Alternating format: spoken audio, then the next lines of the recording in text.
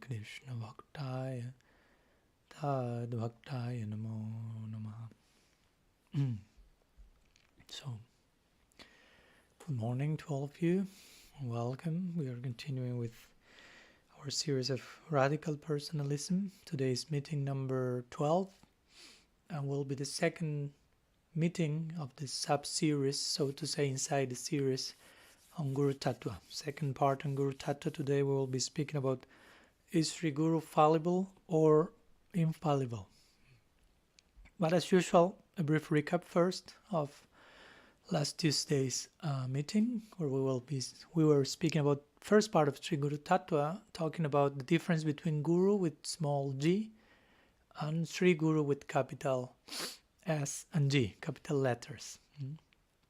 So we connected also this series of talks with the previous series where we were talking about non-dualism, non-dual thinking, and how GURU-TATTVA is ideally to be approached first from a non-dual foundation, understanding how Guru is one. There's no more than one Guru, which expresses itself in a multiplicity of forms.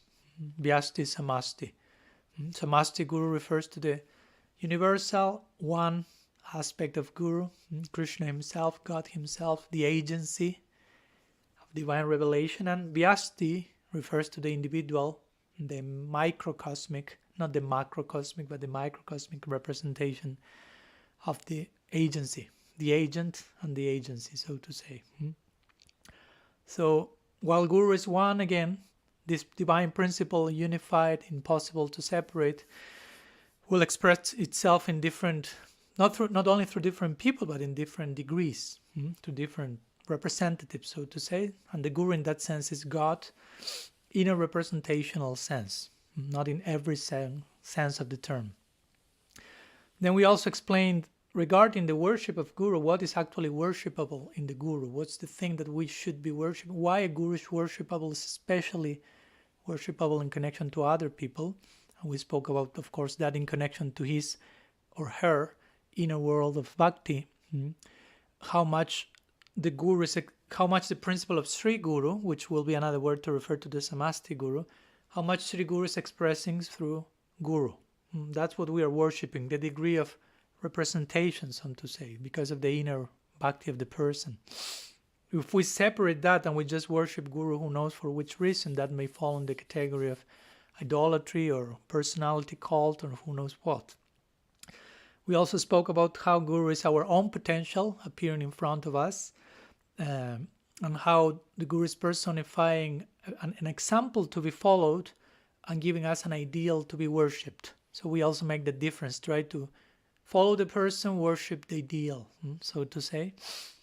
And of course, having our own potential in front of us on a daily basis, that may be a little demanding, and in some cases we unconsciously may resort to ways of not having to deal with such a demanding prospect, and try not to do all that we have to do on our part as disciples, and sometimes that takes the form of over-absolutizing the Guru and so on. And one of these forms, as we mentioned, was claiming that every single person serving in the capacity of Guru must necessarily be a Nityasiddha, an eternal liberated being, or Nutam Bhagavat, the devotee of the highest order, which, as we mentioned, is not something mentioned in Shastra, and it's not something that we can even prove through some specific litmus test or something. So, of course, when we say Guru is Nityasiddha, we refer Samasti Guru is Nityasiddha, but Vyasti Guru, hopefully, sometimes can be Nutam Bhagavat. Necessarily, generally, they are not Nityasiddha, but in some cases, they are not even Siddha. Maybe or sadhana Siddha, or maybe an advanced sadhaka. Srila Prabhupada will say even a Kanishta Dikari, he went to that extreme, but a sincere person, of course. But the point is, that we shouldn't feel the need to over-absolutize this principle as a way of to abate who knows what. Also, when the Shastra speaks about the Guru, we mentioned how, because someone may argue, but Shastra speaks about Guru in absolute terms, so it makes us think that probably the Guru is always in the highest possible platform. But actually, we mentioned how when the Shastra speaks about Guru, it does so generally from an idealistic perspective, like assuming that the person serving as Guru is representing the Guru principle in the best possible way. From that place, the Shastra says all that it says about Guru, and from that place it demands or calls for a reciprocal treatment from a disciple, full surrender. And not only regarding to Sri Guru, the Shastra speaks like this, speaks about, Sadhu Sangha, only one moment gives all perfection in Sadhu Sangha, only half a syllable of the holy name gives you everything. So Shastra speaks from that place. Now, if all the ideal elements are in place, this can happen. The potential is there. So the Shastra, in other words, takes for granted that the Guru will be fully genuine, so to say, but also takes for granted that we as readers understand from which place the Shastra is talking to us. So from that place the Shastra speaks about Guru, from that place the Shastra calls for our surrender. But the point is, if this is not the case, if someone representing the Guru principle is not being an ideal representative, then we should surrender to that representation proportionately, accordingly. On the level of the representation, there should be a corresponding level of surrender.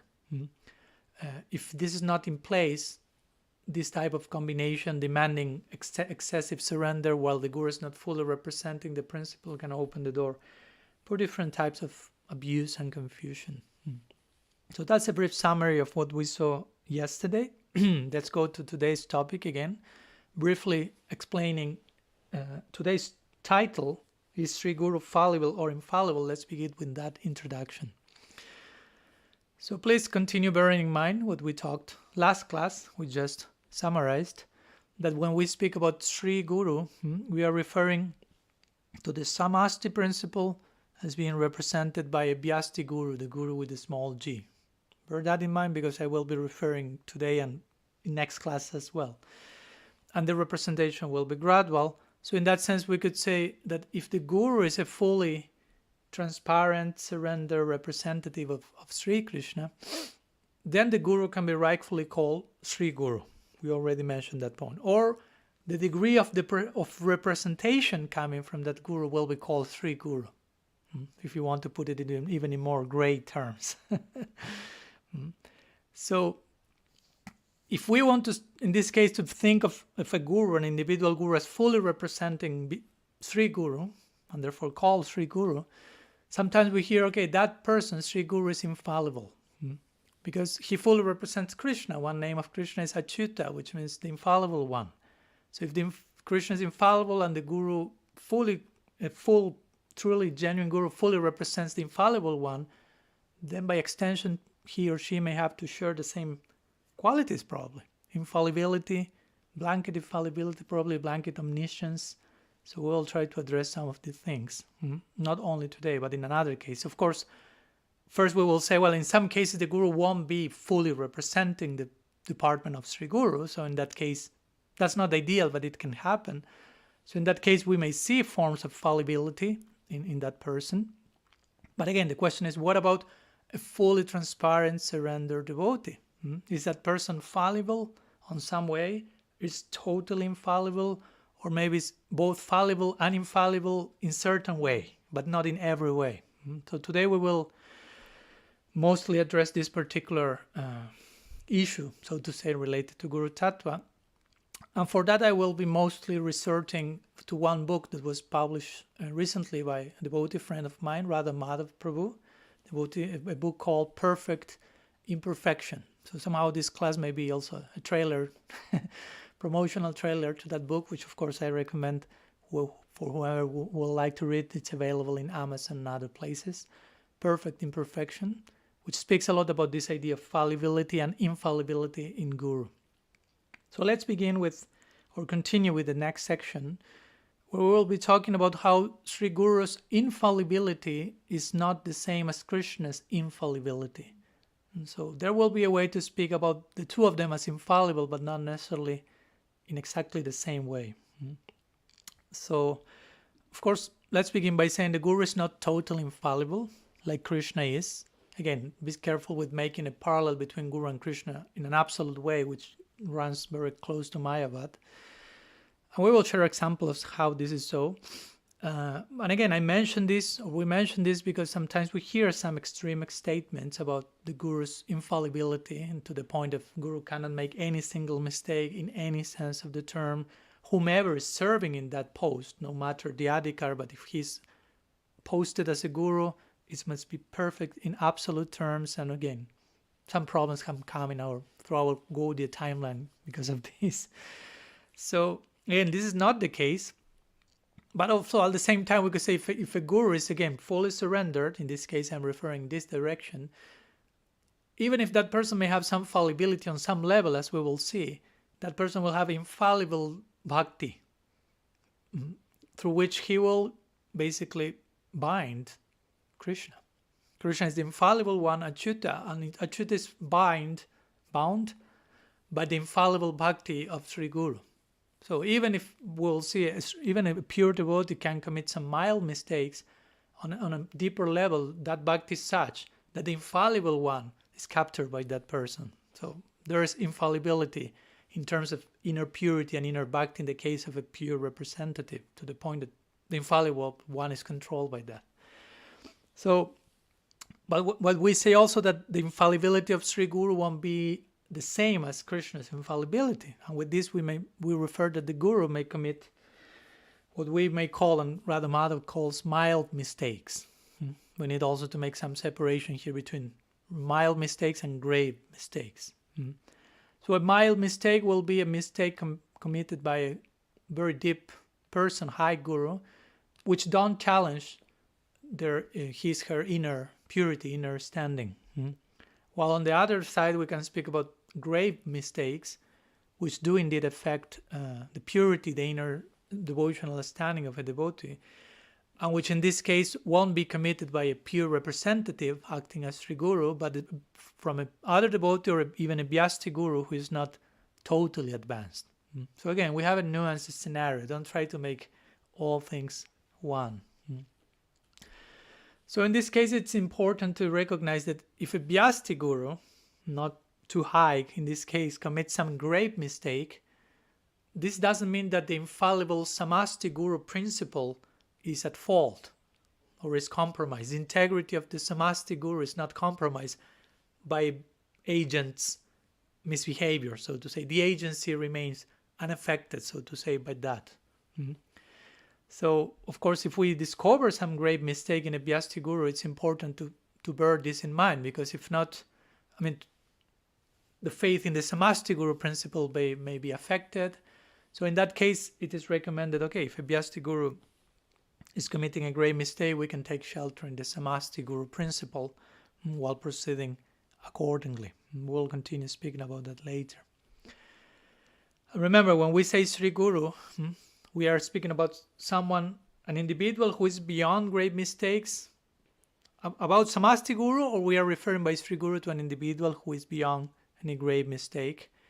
While Vyasti Gurus may be on that level, but Vyasti Gurus may not necessarily fully represent Sri Guru and may commit grave mistakes. So, sorry to repeat over and over again these points, but just to make the terms enter. So in relation to these two types of mistakes, mild mistakes, grave mistakes, again, we may also speak about corresponding types of infallibility in the Guru. On one side, the Guru will express a fully genuine Guru will represent infallibility, as we mentioned, in devotional purity, in inner standing. That person will be fully surrendered, and Sri Guru agency will express through him or her. And on another side, we have infallibility in external conduct, but not necessarily the latter will be always present, even in a high personality. And by this I mentioned some mild mistakes may be there in the conduct or some, whatever. We will see examples of that.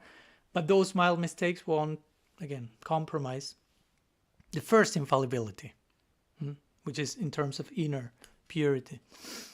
And again, we should be able to separate these two, because by understanding that the Guru can make mild mistakes, such recognition, if addressed properly, will never result in less faith. But by properly addressing it, will result in a more realistic, mature, accommodating faith, if you will. human-like as well. So we could say that, again, if a guru is deeply surrendered, proportionately to how surrendered a guru is, or not only a guru, anyone, our mistakes won't compromise our devotional integrity. We could say that. Now, there may be mild mistakes, but the inner surrender will protect us from grave mistakes. And in that sense, we could say that the only real mistake is not to surrender, basically, and not to fail in this or that. Because if we are internally surrendered, fully, sincerely surrendered, Krishna will take that in consideration. Everything else will be something temporary, if you will, that he will accommodate. And remember, when we say to be fully surrendered, this is not like one act performance. This is something gradually to be attained. So this is not something to get neurotic about either. No, I have to be fully surrendered, It's a process. So let me share one verse from the Bhagavad, 11th canto of chapter 5, verse 42, where this is clearly mentioned. It's kind of somehow a parallel to the famous Apichetsuracharo verse from the Bhagavad Gita. It is said, one who has thus given up all other engagements and has taken full shelter at the lotus feet of Hari, the Supreme Personality of Godhead, is very dear to the Lord. Indeed, if such a surrendered soul accidentally commits some sinful activity, the Supreme Personality of Godhead, who is seated within everyone's heart, immediately takes away the reaction to such sin. So again, here there are things that we have to consider. The verse says someone who has taken full shelter and someone who accidentally commits something. We are not talking about someone who repeatedly, consciously is engaging in something, but accidentally, while having taken full shelter. So these two things put the rest of the verse in context. No? It's not referring to someone acting in a premeditated way, in a repeated way, not surrender, and so on.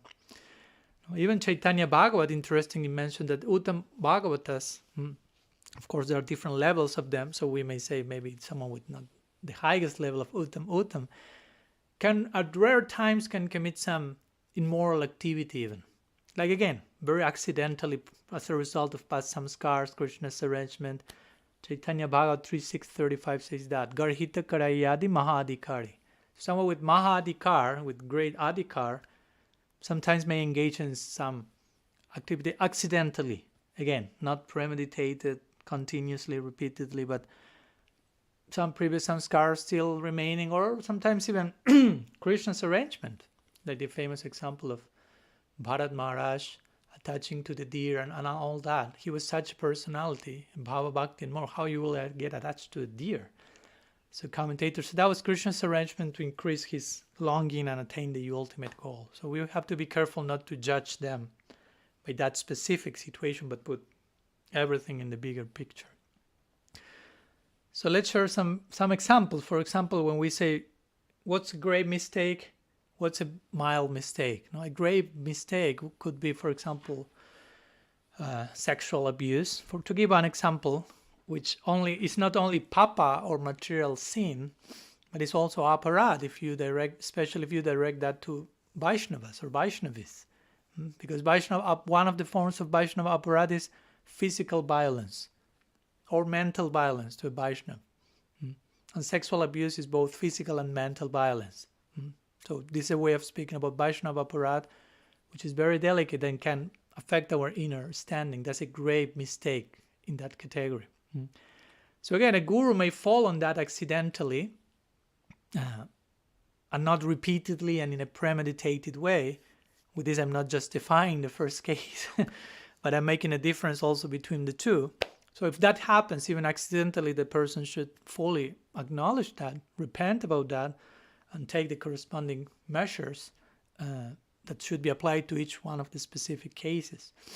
Again, what to speak if that same situation is going on repeatedly for decades, the person is abusing more than many people, some of them underage, and on top of that, the person is denying any responsibility. Then we have another degree of grave mistake, so to say. So I say all this to see that even the same grave mistake can be expressed in so many ways and levels, and different measurements have to be taken accordingly. which of course, when I say grave mistake, again, I'm not limiting this to sexual abuse. It can play out in many other forms of subtle abuse as well, like manipulation or dismissal of this person, and dehumanizing treatment, ostracizing, defamation, other stances which clearly will compromise one's integrity, especially if you see that there is a repeated pattern of those things, that they don't happen only once accidentally. And in relation to all these different forms of abuse, sometimes I've heard devotees saying, like, in relation to this, well, my guru did those mistakes, but my guru helped me for so many years. So because of that, I've decided to continue supporting my guru, although I know he's not acting correctly now. But the point is, if that person helped you so many years, which is great, and now he's doing wrong, and you know that, the way of supporting him or showing your affection is by telling that person that he's or she's doing wrong, and not by supporting the wrongdoing. That's not reciprocating what you have received from the guru. You follow my point? So that's the ideal way of supporting that person. It's good to be grateful from what had received from the guru, but there's corresponding ways to express gratitude according to the circumstance. So anyhow, some notions on possibilities of grave mistakes. Of course, there may be many others. And going to mild mistakes. One example that Radha Madhav Prabhu shares in his book is that, for example, which is an interesting one, that mostly our entire Gaudiya lineage has been mistaken for centuries, in that for most of us during decades or centuries, we thought the appearance of Radha Kunda is on Bahulastami, which falls on Kartik. But recent years ago, it has been proved that it's not on that day, according to some purport on the Bhagavatam by Jiva Goswami. It's a Chaitra Purnim, which is in March, April, not in October, November. So we have all our acharyas and great enlightened personalities celebrating that on the wrong day, but no problem. Inner integrity has not been compromised in those cases. That's a mild mistake. Again, a guru may misspell a word when writing, or forget one verse, trying to quote the verse, and it's okay, no problem. Life goes on. So, and again, there are accounts of pure devotees making mild mistakes throughout all our Shastra. It's not just, there's one example. So that account also is clearly demonstrating that a pure devotee is never meant to be depicted as infallible, in every sense of the term. Again, if you said pure devotee, he or she is infallible in terms of inner purity, but the person is not free to engage in some of these mistakes. Also, another example given by Radha Madhava is of entire lineages committing mistakes and nonetheless remaining worshipable for us. For example, the line of Madhvacharya, which the Gaudiya Sampradaya is connected with somehow, they reject the validity of Brahma Vimohan Lila. You may remember when we gave the Brahma Vimohan Lila series. They do not accept that. They say that's an interpolation. So for us, we think the whole lineage is wrong. But that doesn't mean that they became bogus or they are now rejected because of that or something.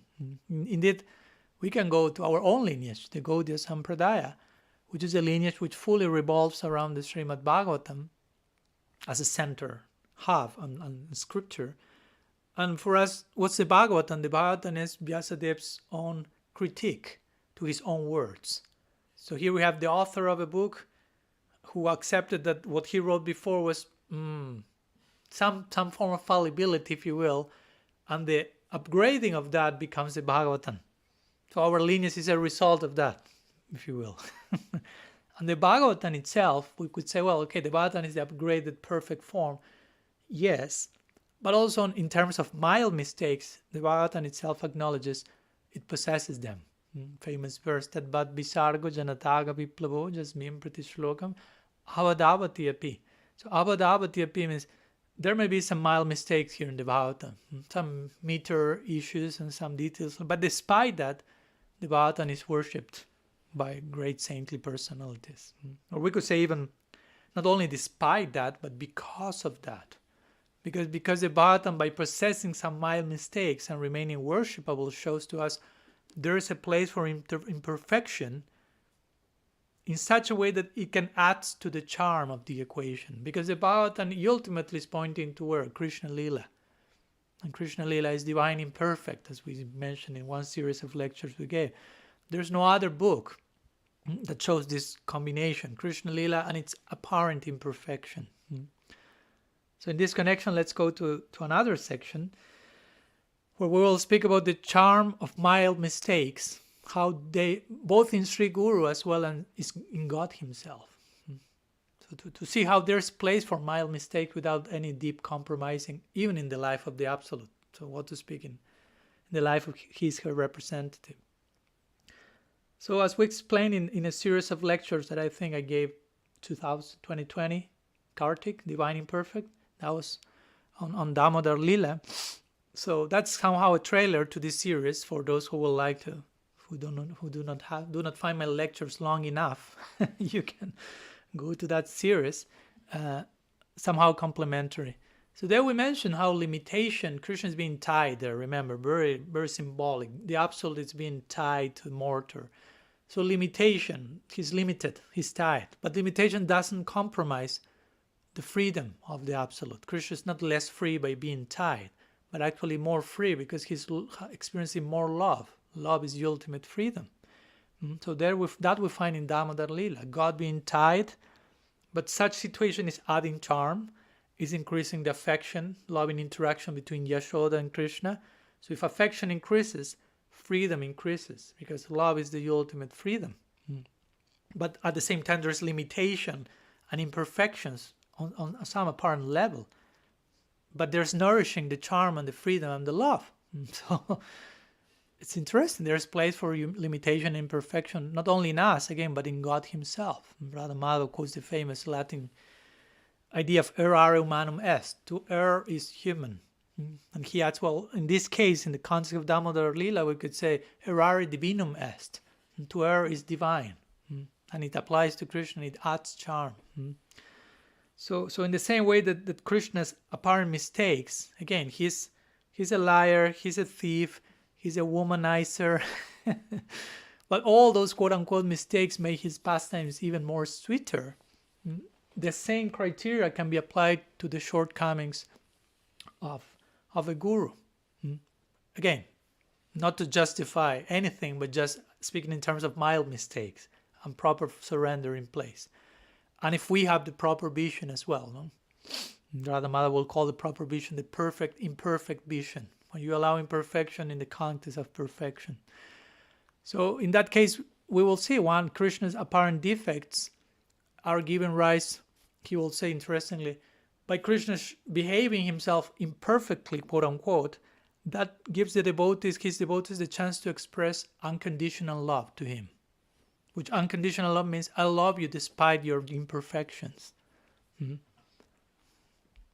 of course, the opposite is true. When we express our mistakes, that gives Krishna the chance to express unconditional love to us. Because if we are perfect, and someone loves us because we are perfect, that's not unconditional love. And we know that God loves us unconditionally, which means despite our imperfections or even because of them. So the same happens. This is reciprocal in Lila. Krishna may exhibit some so-called imperfections, and that gives the devotees a chance to express unconditional love. Sometimes we have a very wrong idea about God. We think, okay, God is displeased with our mistakes. We cannot fail at anything. We have to be perfect. I'm not promoting with this, make mistakes on purpose to endear yourself to Krishna. But I'm saying that in the case at least of surrendered devotees, we see how these mild mistakes can even accelerate Krishna's love for them. It's acting as udipana, some stimulant, if you will. Just like the example is given, the example of the mother. The mother sees the child making a mistake, and that accelerates her vatsalya, if you will. Her vatsalya ocean is swelling, overflowing. Again, because the idea of affection, Radha Madhava mentioned, affection is characterized, but affection wants to prove its own excellence of being unconditional. That's the nature of unconditional love, of pure love. It wants to prove its own excellence in the context of being unconditional. It has an inherent appetite. He will say to be tested. So through the tests, unconditional love proves itself unconditional. But for that, you need tests and obstacles which nourish the unconditionality of that love. Which again, nothing of this is to be taken as Padmanabha Swami encouraging the intentional committing of mistakes. We are not promoting that here. But actually we are sharing this since this will allow for a less stigmatized, more harmonious, more integrative perspective on mistakes in our devotional life. They have a place, and it not only they have a place and they are not to be demonized, but they can even nourish love in Leela. So they have a place in eternity, not only in our experience as sadhakas. So that's the nature of unconditional love. We already talked about that a little bit in, I think, some of our classes on vulnerability. That if I love you because you are perfect, my love is conditional. And I am a conditioned soul. Conditioned soul means conditional love. So-called love will be that in that case. But unconditional will be despite any condition and imperfections, especially included in this list, I nonetheless love you. And that's how God is loving each of us, as we already mentioned. And that's how we should be willing to reciprocate to Him accordingly. Again, we are not thinking, okay, I will love God despite His imperfections. I'm not saying that. But in Leela, it plays out like that. Krishna appears to have lots of imperfections, and nobody seems to, they notice them, but nobody seems to be affected in their love for Him, or they seem to be affected in the sense that they love Him more. So Krishna Leela is validating, so to say, imperfection in a healthy way. So we already mentioned in the previous class that if a guru demands an extreme level of surrender for a disciple, while the guru is not a full representative of God, that can end up in abuse. Or if we worship guru without actually worshipping the inner bhakti of the guru, that can end up in a personality cult, so to say. But similarly, we could say in this connection, if we believe that the guru has to be infallible in every single sense of the term, that will create a very artificial status quo for the leader, for the guru, for the one acting as guru, a very superficial scenario and a very over-idealized approach from us, and potentially a very dehumanizing approach for disciples, which will end up in not in a very healthy relationship, basically. So let's turn next to a next section, which is somehow connected with this myth, so to say, of infallibility, and another possible misunderstanding which be these ideas related to, which is Gurudev is omniscient. He knows everything in every single sense of the term. So let's go to the next section, which is Sri Guru does not possess blank omniscience like Krishna does. Again, Guru is infallible in certain way, but not like Krishna. We will see Guru can be omniscient in certain way, we will see, in a nuanced sense of the term, but not in a blanket way like Krishna is. So sometimes we hear devotees, again, over-glorifying their Guru. You can over-glorify their Guru. In one sense, you can never say enough about the glories of the Guru, but in another sense, you can over-glorify, like glorify the Guru outside of the proper mood and context. Like, for example, saying he's omniscient. That's too much.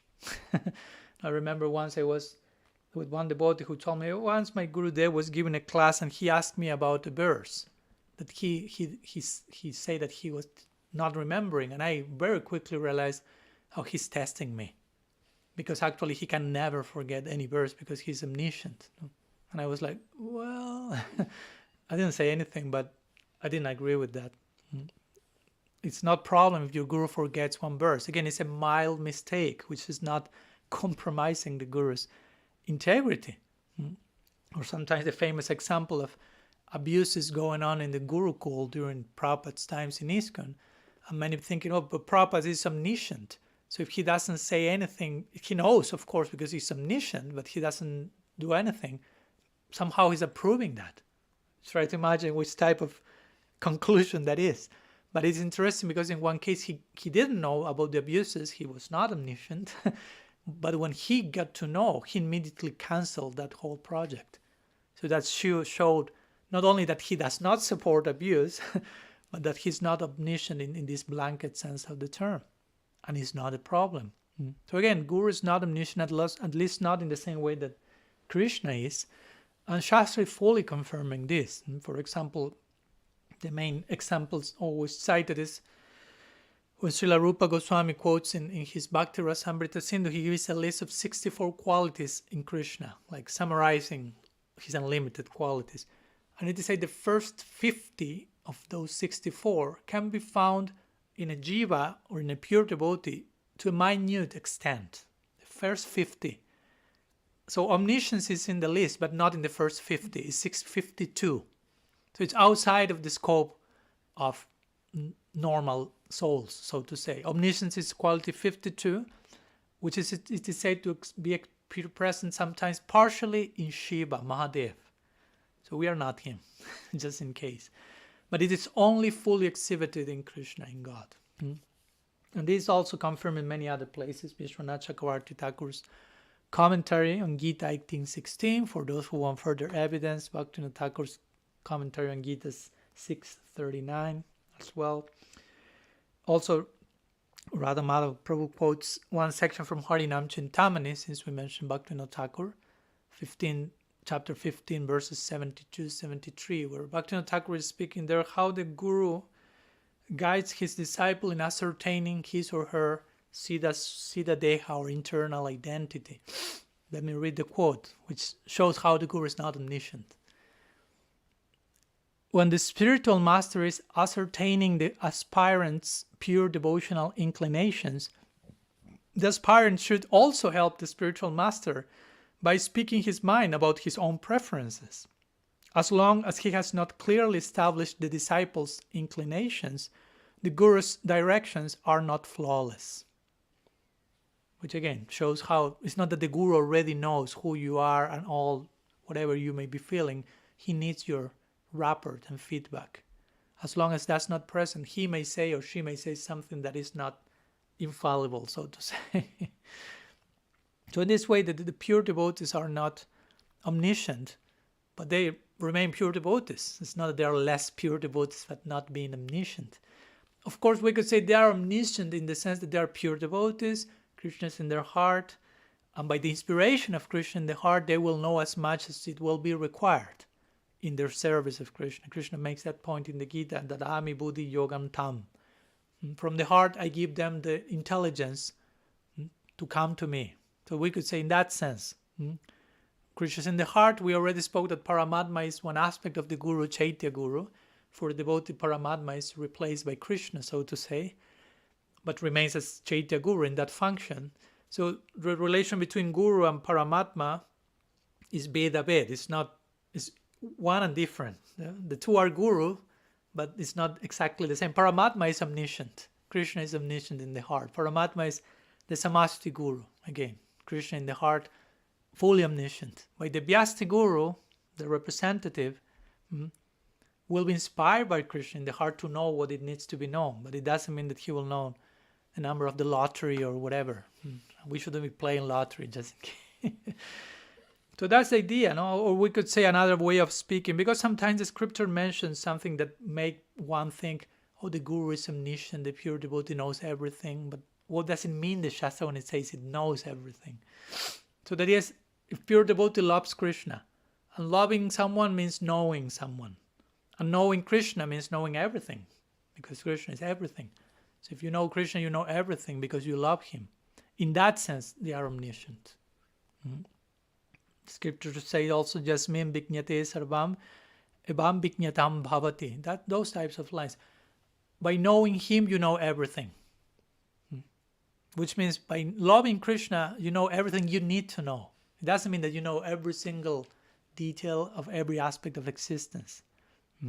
So in that sense, we could say the Guru is omniscient, not in every sense. So Krishna is omniscient, and in one sense the Guru is Krishna, but as we mentioned, the Guru is Krishna in a representational sense.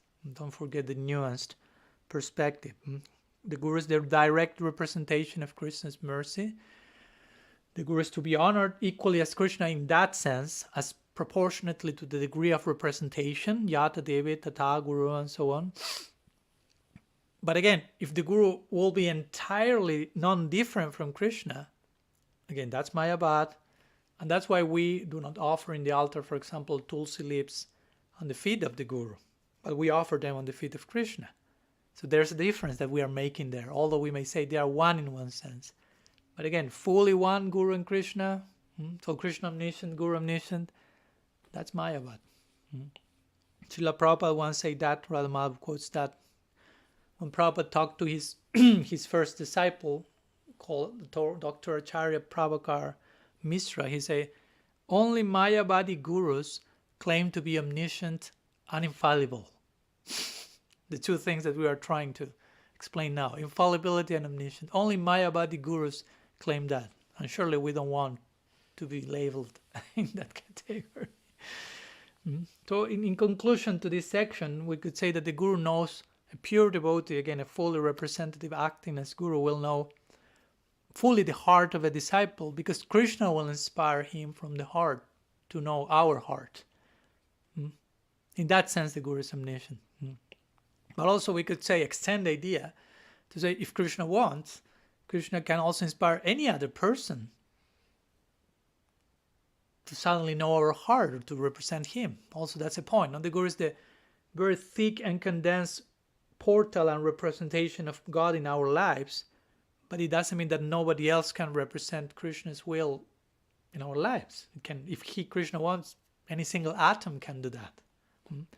So we should be also careful to remain open to learn even from the clerk and the grocery store or anyone here and there.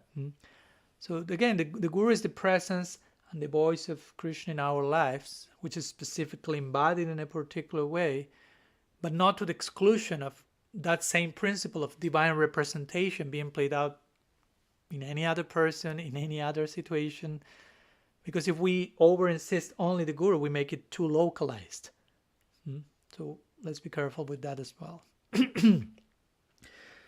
Let's go to the next section, which may take us a little bit more time than the other ones because it requires so. And it will be called collective neurosis through the weaponization of Aparadha. You may imagine where we are going now. In connection to what we talked, of course, don't lose sight of the context. And I'm saying that because sometimes the acknowledgement of any mistake or any fallibility or non-omniscience from the part of the Guru sometimes is discouraged in Gaudiya society on the plea that such a thing is tantamount with Aparadha. No? If you see any mistake, if you point that the Guru is not omniscient, then you are an offender. You are an Aparadhi. An Aparadhi is one of the most weaponized and abused words in the Gaudiya glossary, if not the most. In the top 5 for sure. I remember once Richard Rohr mentioned that since the term God has been so much weaponized and misused for millennia, he was referring to Christians. He said, I think we should stop using the word God for 50 years. So we can get rid from all the samskars that associations we will make with that word and get the wrong idea about that. So the same criteria could be applied to the word Aparadha in our Gaudiya lingo.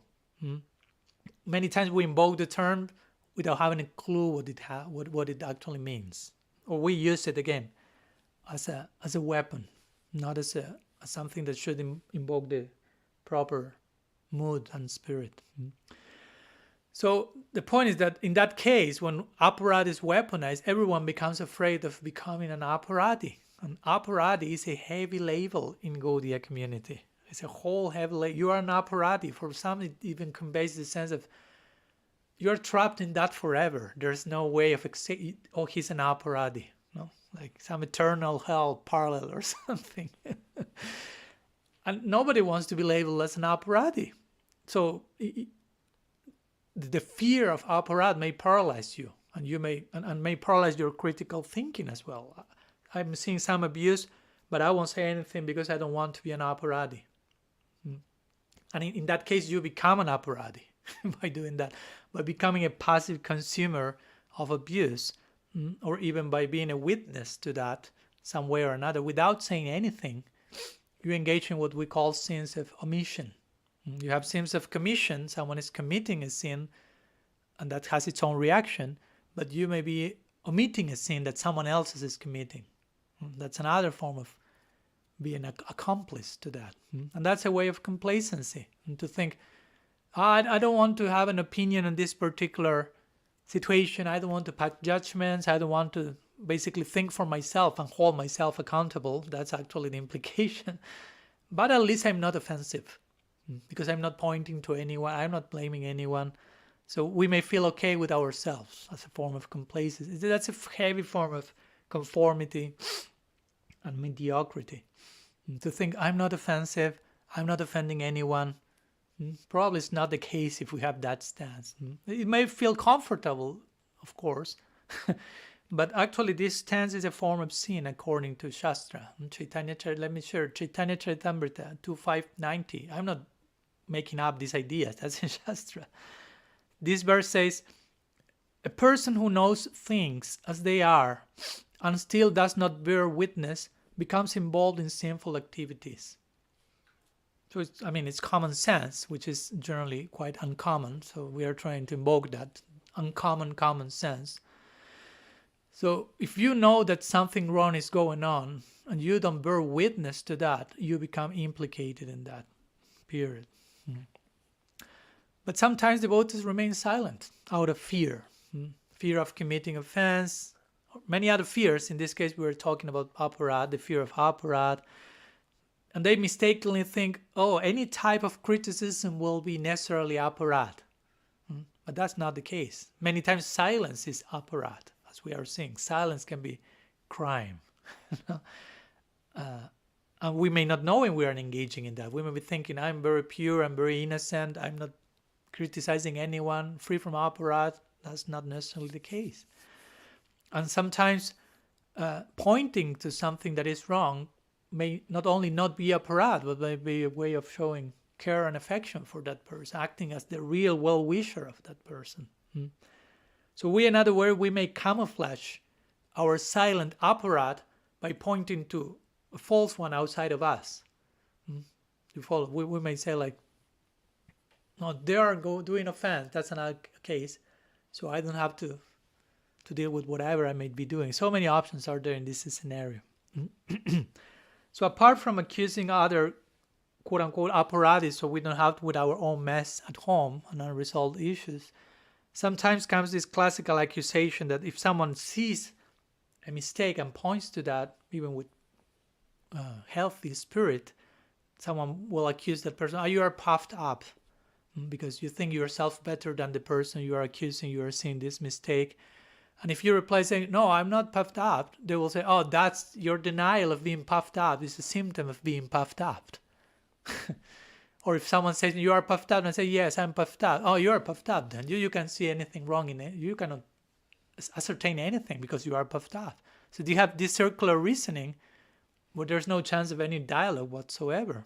Or if you mention some objective criticism, some people will say, you are projecting your own situation onto others. That's like a mirror game.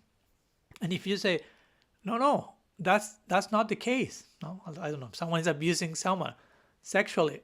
No, I'm not abusing someone sexually. That's the situation. And say, no, I'm not projecting. And the person say, you are in total denial of how you are projecting everything onto the environment. So these types of nonsense mechanisms, it can happen. You can be projecting something, you can be in denial, but it doesn't mean that any criticism is showing that. So this type of criticism just stop any form of real dialogue to happen, basically.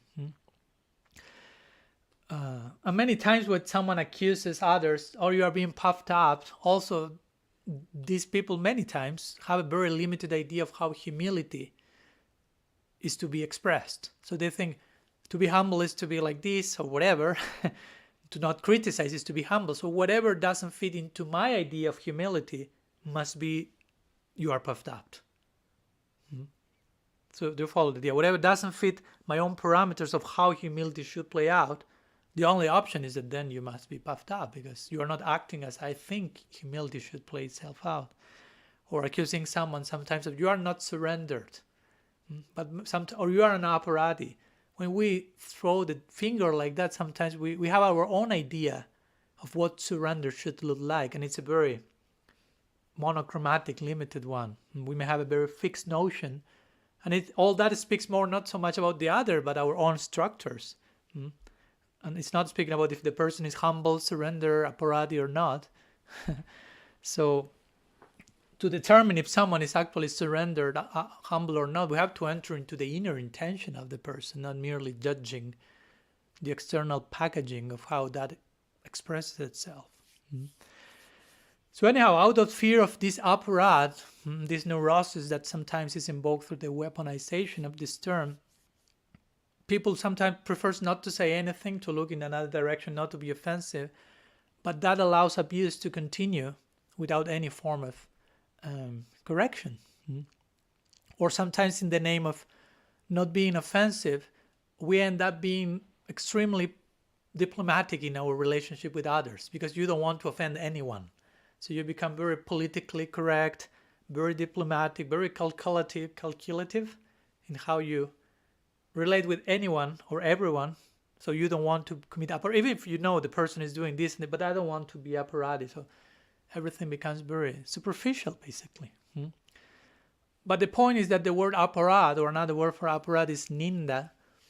Ninda doesn't mean to criticize, because there's place to criticize in a healthy way. Ninda means slandering, abusing, blaspheming. That's aparadha, that's ninda. Constructive criticism is something completely different. Ninda or aparadha is clearly motivated by wrong feelings, by wrong heart. So that's aparadha. Aparadha means against aparadha, against love. That which goes against love, if you will. So it doesn't refer to point to constructive criticism pointed with a healthy spirit. So aparadha or ninda, in other words, could be defined as finding faults with the wrong heart, with ill motivation, so to say. But something very, very different will be seeing faults without the attitude of finding faults. Radhamala makes a difference. One thing is to be a fault finder, and another to find faults is one thing. To see faults is another thing. So to see faults that happen to occur, and you have some discernment, and you have to discern anukula sankalpa pratikulya varjana, what's favorable, what's unfavorable.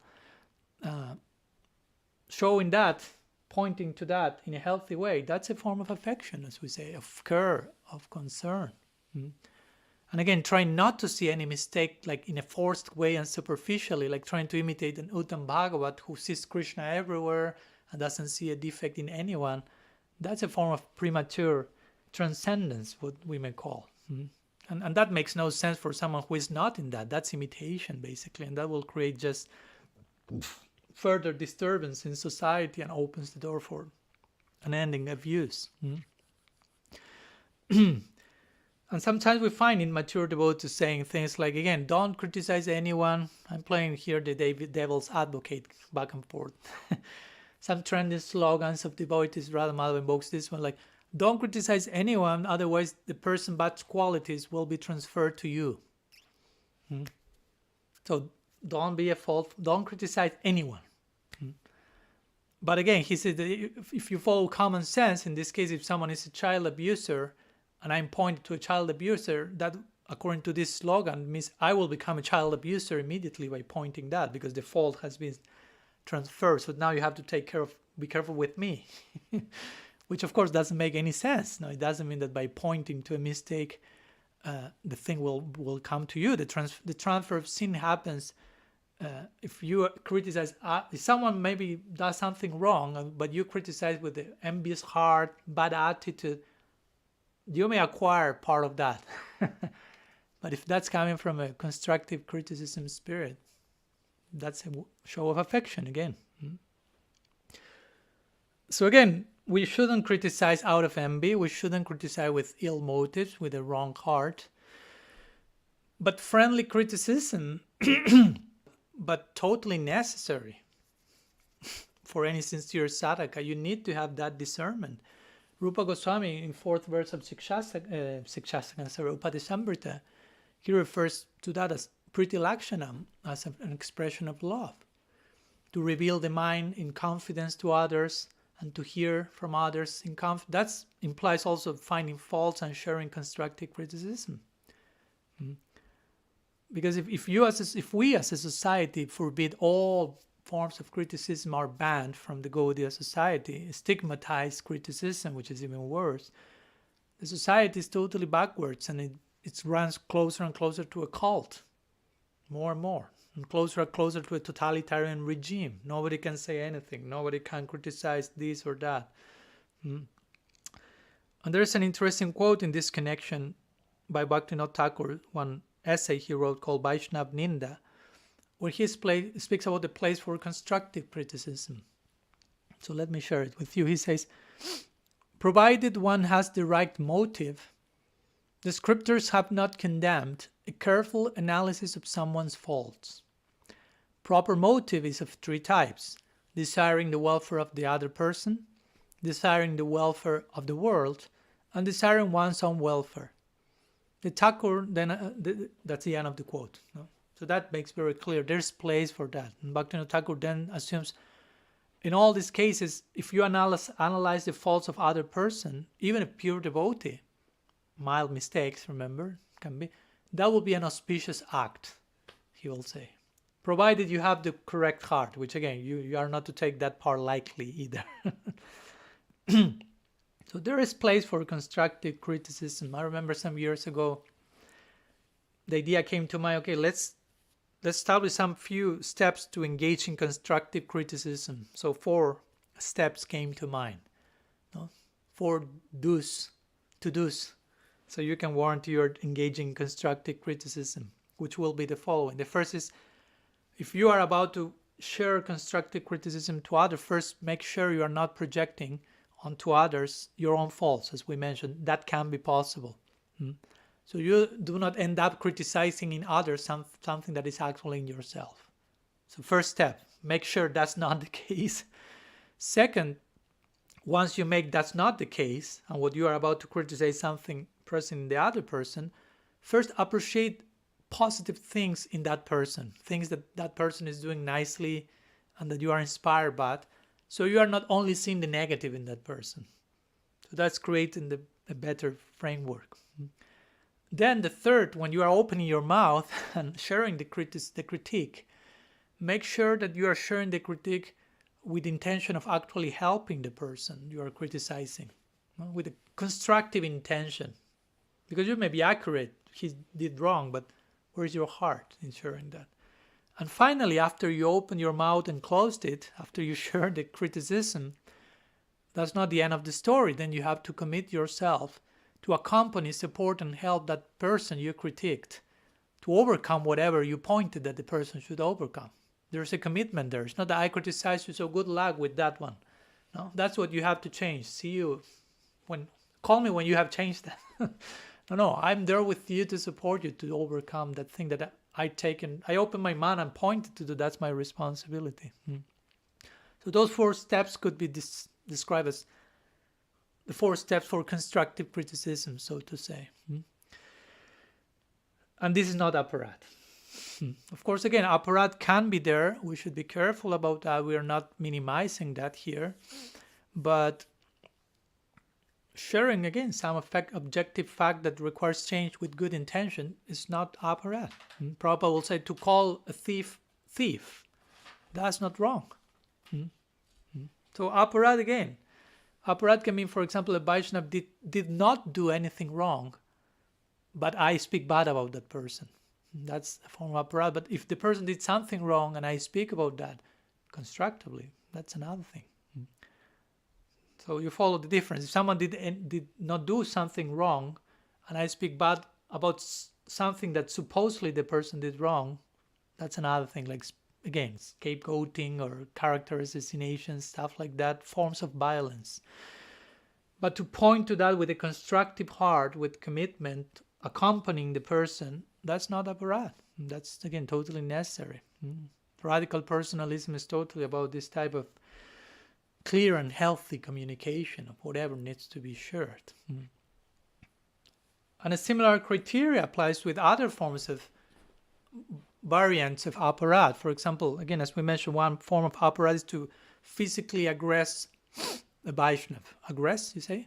Attack a Vaishnav. But what if a Vaishnav, not very high one, is attacking another Vaishnav, is attacking you as a Vaishnav physically without any reason? Should you allow that to happen? No. So you will be attacking back. So technically that's Vaishnava Aparadha because you are attacking a Vaishnav. But if the Vaishnav attacked you first without any reason, that's not Aparadha. So we should have this type of nuanced understanding, because if you say someone attacked the Vaishnav, that's Aparadha. Not necessarily in every case, as we can see. So anyhow, as much as someone behaves as a perfect Vaishnav, it will be offensive to criticize that person with the wrong heart, or to point to things to point at mild mistakes as trying to make them grave mistakes, or losing sight of the purity of that person. But if someone behaves as a non-Vaishnav, although that person presents himself, herself as a Vaishnav, and one detects that, and one thinks about that, and one shares that constructively, that's not Aparadha. Sorry to repeat the same, to pound the post over and over again, because there's generational neurosis and trauma to be solved in this connection. So we need to pound the post a little bit.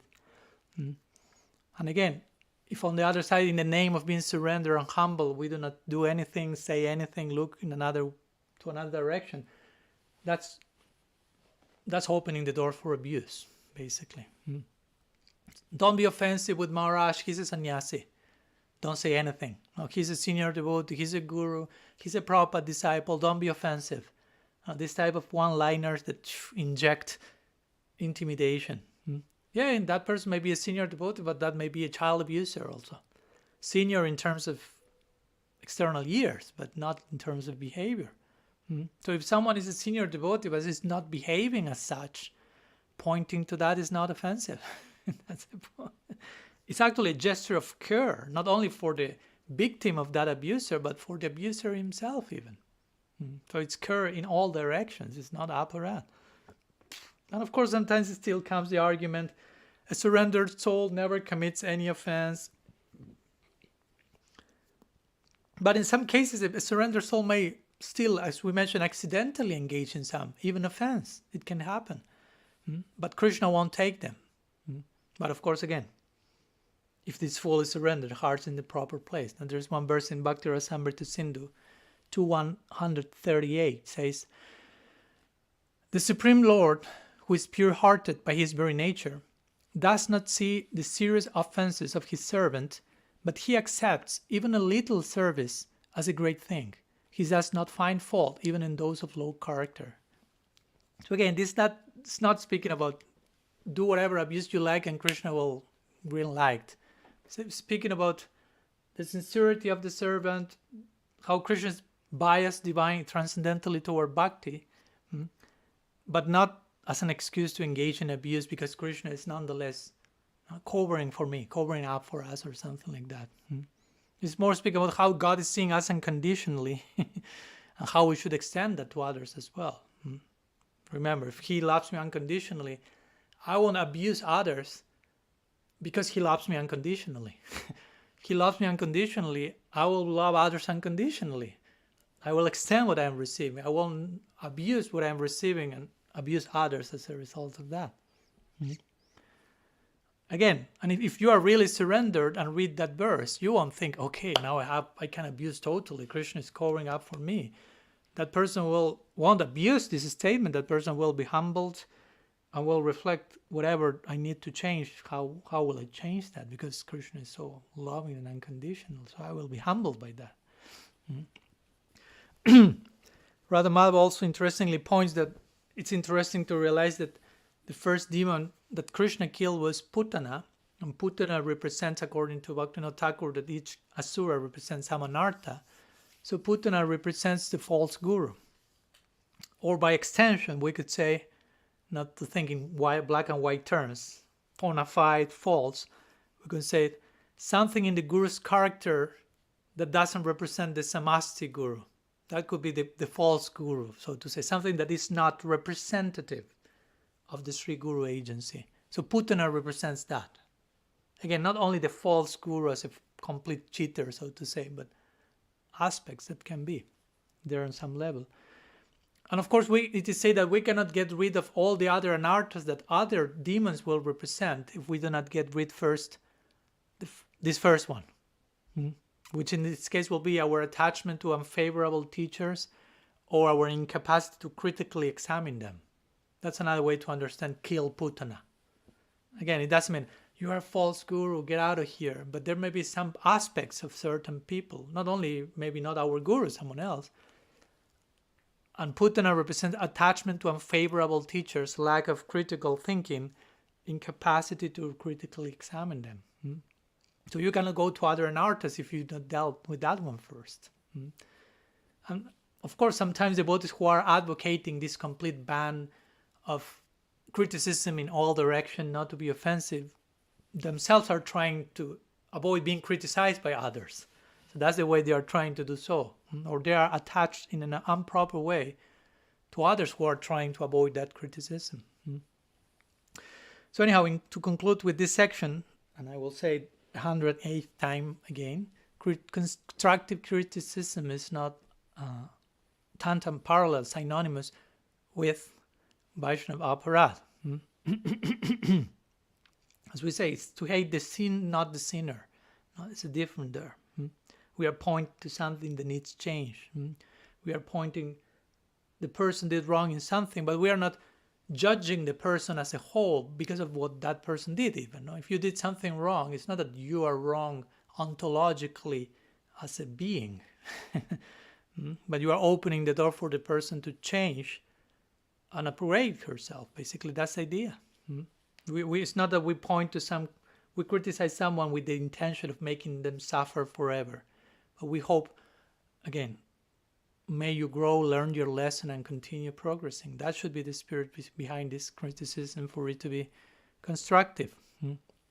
So it's important to differentiate between these two. Aparadha, constructive criticism. Because if not, we will confuse one with the other. So any criticism is aparadha. So we develop this fear or this false sense of diplomacy, and everyone becomes paralyzed and non-critical. We become falsely humble, as we mentioned, and falsely surrender. I don't want to offend anyone. I don't want my bhajan to be disturbed by criticizing anyone. But that will disturb your bhajan, as we will say. And that will open the door for abuse, because you can do anything and nobody will criticize you. But you may be feeling good with yourself. Well, at least I'm not being offensive. I'm not criticizing anyone. I'm being humble and surrender. No, you're being hypocritical and stupid in that case, basically, no? To say the least. So to take a stance in real situations that we know that they are happening, and we may know that they're happening, of course it's much more demanding to commit ourselves to that remaining like a passive witness and exhibit a false sense of transcendence. No, I'm not affected, I don't want to criticize, and this false sense of superficial harmony. Let's not offend, let's love each other. Well, in many cases, we're actually evading dealing with the mess in others, with the mess in our community, with our own mess. We are escaping the actual work of integration of complexity. And we end up, again, weaponizing ideas like aparadha, so we don't have to be brave enough, so we don't have to be committed enough, so we don't have to be surrendered enough and humble enough. So all these virtues, again, humility, surrender, can take so many forms. And some of them may be pointing at these things in a constructive way. Like Mahaprabhu, when he was dealing with the chant Kasi, or Christ was destroying all this market outside of the church. You may say, oh, he was not humble in those moments. No, that was another phase of humility and surrender. So anyhow, some words regarding aparadha and the weaponization of that. Let's go with one last section. Bear with me a few minutes. So in connection to this, the next section will be, if the guru commits any mistake, it should be acknowledged. Although it sounds common sense, but again, uncommon common sense in some cases. Why? Because nowadays sometimes, again, we find, unfortunately, that many Many of those who hold the position of guru try to escape criticism. They are terrified about that for whatever reason. There are many possible reasons. They're wanting to risk position and fame and benefits of all that. So they escape criticism, they try to escape apology, they try to escape rectification that may be required. But the point is, that's not the behavior of a true, genuine guru, basically. That's the opposite of that. Even a guru or a devotee should apologize. In some cases, you may unintentionally hurt other people. It was not an intention, but it happened. You should be able to apologize. What to speak of intentional mistakes? Now, the famous example is that of Rupa Goswami, that he was once in Samadhi meditating on the Leela and Radha and Krishna were playing. And there was some funny moment and he laughed. And externally, one crippled person came and he saw Rupa Goswami laughing and he felt, oh, he's laughing at my crippledness. He felt bad and left. And Rupa Goswami, his bhajan was interrupted because of that. So he immediately thought, I may have offended or make some Vaishnava feel uncomfortable. And he looked for the person and begged forgiveness, although it was not his intention. So my point is, if a Vaishnava is willing to do so, what to speak, if you're actually doing some mistake, how much more you should acknowledge that. And even sometimes gurus, as Radha Mahaprabhu points, like genuine gurus often allow the public to witness their own correction in order to set a precedent for the rest of society, to promote education and healing on a more societal level. It's inspiring. Imagine if you see a senior begging forgiveness in a senior-like way. That's inspiring, and only then you can get a reference to how should I do that when I do that. When I make a mistake, how to act. If I don't have the reference from a role model from a senior, then I may think, oh, that's not to be done. So you need a proper example of how to beg forgiveness and so on. So it's a very sad condition sometimes to see in our times rectification is not acknowledged, or if it's acknowledged, sometimes only because of public pressure, because it reached such a level that you just have to. You are forced by circumstance. And of course, that helps because people is informed about what actually happened, and everyone can learn from what to do or what not to do in some cases. And of course, social media, we already spoke a lot about social media, can be really abused and misused to engage in aparadha, unhealthy criticism and gossip of any possible kind. But also sometimes social media can help to point at some of these unrecognized issues and give rise to some nice, deep, mature discussions, interactions, and transformation even through online platforms. That's our hope. That's a purpose for us of social media. Because again, if it were not be for social media, sometimes some of these abuse or toxic patterns, we may never know about them. So, so again, whenever some of these mistakes happen in the case of some Vyasti guru, sometimes maybe mild mistake, it doesn't necessarily to be publicly acknowledged. If a guru forgot a verse in a class, okay, we won't force him to publicly apologize. But if it's some grave mistake or something, that should be dealt with accordingly. Because if we do not deal with those imperfections for the Vyasti gurus, again, the dignity of the infallible Samasti guru principle may be affected in the eyes of some, in the eyes of us, probably, our faith. If we do not correct Vyasti gurus in time, again, some doubts may arise in relation to every other guru, to the Samasti guru principle as a whole. And Krishna Bhajanamrita, a well-known book by Narahari Sarkar, mentions that you should, if a guru is bewildered or deviated, he should be approached for rectification. Initially privately, to do it in a sober way, but if unfortunately that doesn't happen, it may reach another dimension. So of course, it may not be the role of everyone to do that. It's not that here we're advocating go and criticize everyone and speak with and see defects. We are not saying that. But at certain circumstances, even if it's not our role to do that, someone has to do that, at least. And the guru should be open to that as well. And not only seniors, but some cases, the guru should be open to have seniors, but unfortunately in some cases gurus may not have seniors because they themselves are senior, but at least they should have peers or equals with whom they can relate and can hear some feedback. Because if you get over-attached, you only have juniors glorifying you, that may create some, Srila Semaras will call it intoxication of Vatsalya. Just your little kids telling you, Daddy, you are the best, the only one. Oh yeah, say it again, I like it so much. And then a friend comes and talks to you on equal terms. Oh, I don't like that treatment. I want to be special always. So friendship is a very challenging relationship for our ego. To have someone that on equal terms will tell you things plainly without any kijai, maybe, but with love and concern, again, with affection. So it's important that gurus keep those peers in this connection to be informed about any possible shortcomings they may be indulging in. So again, in conclusion, a mature devotee will never think that, I am exempt from all fault, from all accountability. If you are mature and sincere, you will be more than open to that.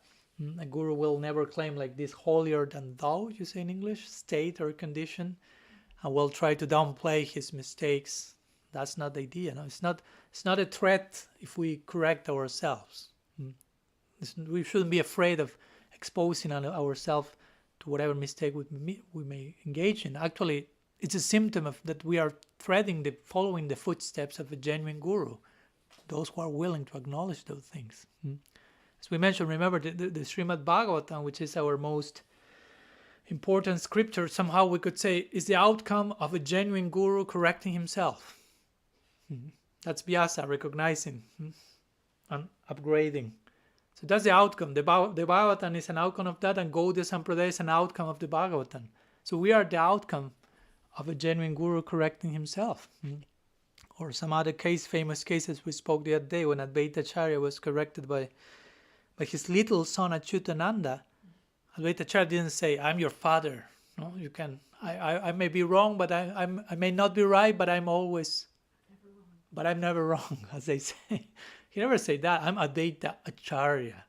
No, he acknowledged that and begged his son forgiveness. Or when Mahaprabhu, the famous case, he was entering the bathroom and trying to catch his tongue that wanted to continue chanting the name of Krishna, and he thought doing that in the bathroom may be offensive. And there was a little boy called Gopal, and he told Mahaprabhu, you can go to the bathroom and continue chanting. The Nam is not affected. It will purify. And Mahaprabhu accepted that, and he glorified the boy and said, you are my guru. Then he was known as Gopal Guru Goswami. Or Srila Prabhupada, in his deathbed, as we know, he said, please, to his god brothers, if I wish to ask forgiveness for any offenses I may have committed. I've never intended to offend anyone. So my point is, these great personalities are showing it's possible to hold ourselves accountable. It's needed. And so if we need more examples, maybe that's our example that needs to follow all these examples. So this mature self-correction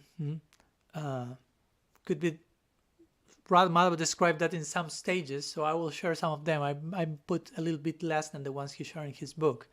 And this is quite connected to vulnerability, as we already spoke, not to have the courage to show up and expose yourself. So I will mention 6 steps in this case. He mentions a few more. First, 6 mature traits of self-correction. First, communicate that you welcome friendly criticism throughout your life. Like make a clear statement that you remain open to that. Second, be open to inquiry and remain accountable. If other wants to inquiry, remain accountable for whatever you have done. 3, do not hide mishaps. Confide in peers, seniors, and experts. 4, apologize without delay. And do it publicly if that's required. 5, declare your measurements of self-correction and execute them swiftly. And 6, never fear negative consequences of such self-correction. Because again, it even sets a good example for others. So we shouldn't get paranoid or afraid about that. So anyhow, some words regarding how mistakes should be acknowledged from the side of the guru. And let's just conclude with a brief word, about some benefits that we will acquire by embracing whatever we have shared today, by embracing this willingness to open ourselves to this possibility of Guru not necessarily being infallible in every sense, omniscient, no fault, and all this type of stuff.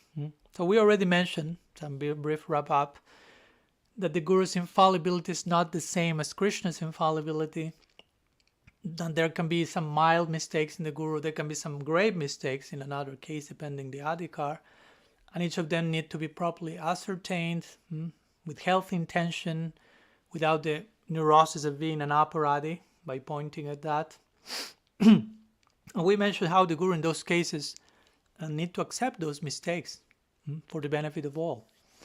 So if we embrace this kind of system, it's not a system, but just common sense relationships, way of proceeding, we will be tremendously benefit as individuals and as society. So let me share some of these benefits that, again, Radha Prabhu mentioned in his book. I'm summarizing some of them. So one of the benefits can be, I will mention 7 of them. First, leaders rectifying their mistakes because they do not fear loss of dignity. And we will find that. No? Leaders rectifying their mistakes because they are not fearing loss of dignity. Second, we will have devotees being able to acknowledge shortcomings of all gurus or leaders without fear of stigmatization.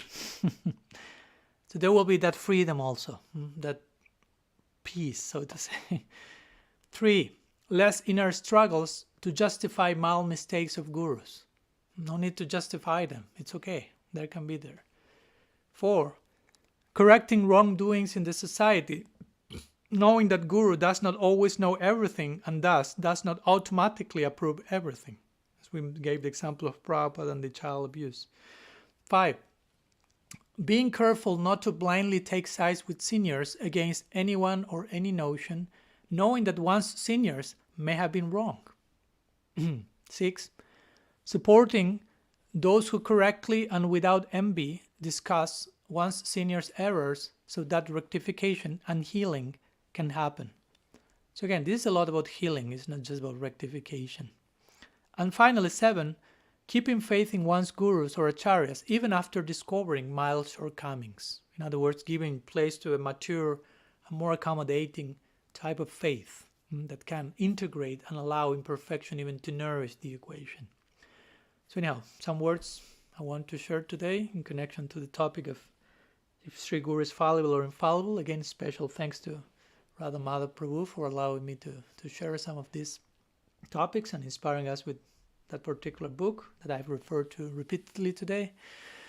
And let's share some homework before finishing, if you will like, which will be basically to reflect of what can be improved in your local situation, whether as an individual or in your community, in relation to what we talked today. And again, take the necessary action for that to happen. So next Tuesday, we will be seeing ourselves for the 3rd part of this 7-part series on GURU-TATTVA, and the next topic will be the absolute and relative sides of Sri Guru, which again somehow is quite connected to what we have been talking today. Sri GURU-TATTVA ki jai, Sriman Mahaprabhu ki jai, Shri Harinam Sankirtan ki jai, Gaudiya Sampradaya ki jai, Gaur Bhakta Vrind ki jai, Gaur Premananda Haribo, Vancha Kalpatarubhyascha Kripa Sindhubhya Vacha, Patitanam Pavanebhyo Vaishnavebhyo Namo Namaha, Ananta Koti Vaishnava Vrinda ki jai, Gaur